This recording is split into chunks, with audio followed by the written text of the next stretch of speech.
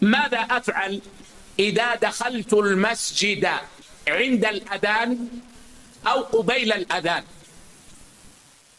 هل أجلس أو أقف أو أصلي؟ ولمشايخنا هنا رأيان. الرأي الأول أنه يجلس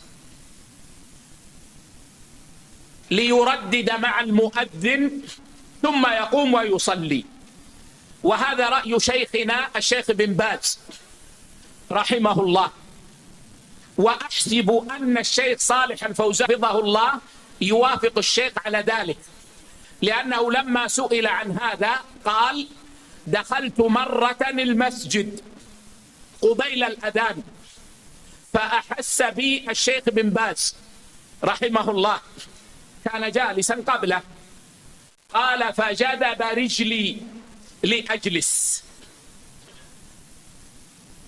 وأما شيخنا الشيخ ابن عثيمين فإنه يرى أنه يقف